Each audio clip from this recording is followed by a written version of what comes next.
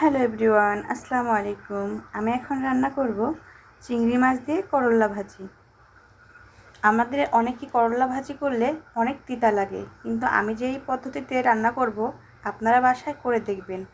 অনেক মজা আর মিষ্টি মিষ্টি একটা স্বাদ হবে, খেতে খুবই ভালো লাগবে।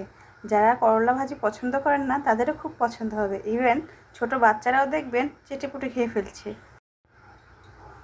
প্রথমে দিয়ে দিলাম সরিষার তেল। চিংড়ি মাছগুলো আগে ভেজে নিব। চিংড়ি মাছের সাথে দিয়ে দিলাম একটু কালো জিরা। যখনই আমরা করল্লা ভাজি করব চেষ্টা করব পেঁয়াজের পরিমাণ একটু বেশি দিতে।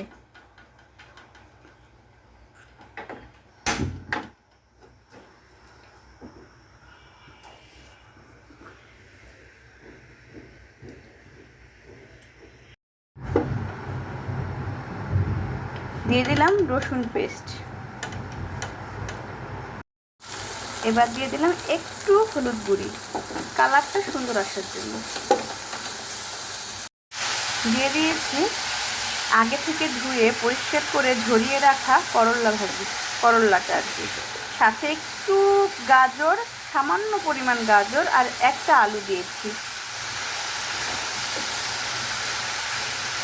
এটা অনেকটা মুচমুচে হবে, খেতে অনেকটা মুচমুচে লাগবে। ভাজতে ভাজতে অনেকটা কালো হয়ে যাবে আর খেতে মুচমুচে মনে হবে। দিয়ে দিয়েছি চিংড়ি মাছ।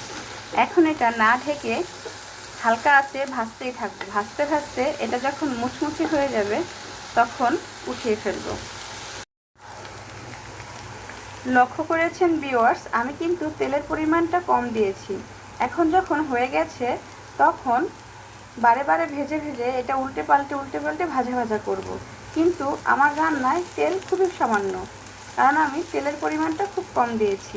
আপনারাও চেষ্টা করবেন তেল কম খাইতে।